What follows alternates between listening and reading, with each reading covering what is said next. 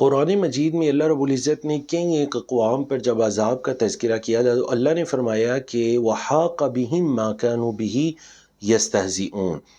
جس کا وہ مذاق اڑایا کرتے تھے اسی نے آ کر ان کو گھیر لیا۔ مطلب یہ کہ انبیاء رسول سے آ کر کہا کرتے آپ ہمیں اللہ کے عذاب سے ڈرا رہے ہیں، بتائیے اللہ کا عذاب کب آئے گا، اللہ کی پکڑ کب آئے گی؟ اگر آپ سچے ہیں تو عذاب لے کر آئیے، آسمان سے ہم پر کیوں اللہ کا عذاب نہیں اتر رہا، زمین سے ہمیں کیوں اللہ کی پکڑ ہم پر نہیں آ رہی؟ تو اللہ نے فرمایا کہ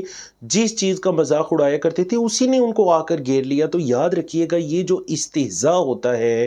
مذاق اڑانا ہوتا ہے، دیکھیے یہ اس کی دو وجوہات ہو سکتی ہیں۔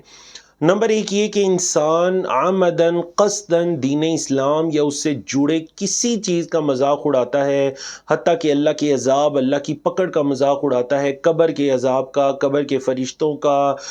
جہنم کے عذاب کا یا جہنم کے فرشتوں کا، قیامت کے دن کی سختی کا وہ اگر مذاق اڑاتا ہے، اگر وہ عمدن قصدن جان بوجھ کر یہ کام کرے تو یہ اس کو کفر تک بھی پہنچا سکتا ہے، اور اگر وہ جان بوجھ کر نہیں کر رہا، مطلب اس کو پتہ نہیں ہے کہ یہ مذاق اڑانا کس قدر کبیرہ گناہ ہے اور کتنا یہ بڑا گناہ ہے جو میں کبھی اپنی زبان یا اپنے ہاتھوں سے سر انجام دے رہا ہوں، اور وہ مطلب سنی سنائی باتوں کو آگے پہنچاتا ہے۔ کبھی اس نے قبر کے بارے میں کوئی لطیفہ سنا، پڑھا، اس نے اس کو آگے شیئر کر دیا، تو یہ دوسری صورت ہے کہ وہ جان بوجھ کر نہیں کر رہا،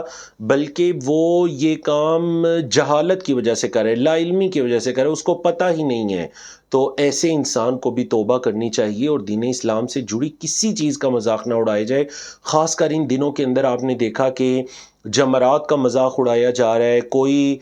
کم عقل قسم کا انسان اگر وہاں پر جا کر اس نے جمرات کو کنکریاں مارتے ہوئے کوئی ایسا کام کیا جو غیر شرعی تھا، تو اب اس کی ویڈیوز وائرل ہونا شروع ہو جاتی ہیں اور اس کا مذاق، اور یہ جمرات یہ شاعر اللہ میں سے ہیں، یہ حج کے مناسک میں سے ہیں۔ کوئی جو ہے وہ صفا مروہ کی سعی کا مذاق اڑا رہا ہے، کوئی قربانی کا مذاق اڑاتا وہ آپ کو دکھائی دیتا ہے، حالانکہ یہ بھی اللہ کے شاعر میں سے ہیں۔ کوئی آپ دیکھیں گے قبر کے بارے میں لطیفے مشہور ہوتے ہیں، کوئی قیامت کے دن کے بارے میں، جنت کے بارے میں، جنت کی حوروں کے بارے میں کتنے آپ کو لطیفے مل جائیں گے۔ تو یاد رکھیے گا یہ دین اسلام سے جڑی چیزیں ہیں، ان کا مذاق اڑانا انسان کو کفر تک بھی پہنچا سکتا ہے۔ اپنی زبانوں کو روک لیجئے، احتیاط کیجئے اس بارے کے اندر، نہ تو اس کو آگے شیئر کیجئے اور نہ خود اس کے اندر انوالو ہوں۔ اللہ رب العزت ہمیں بچنے کی توفیق عطا کرے۔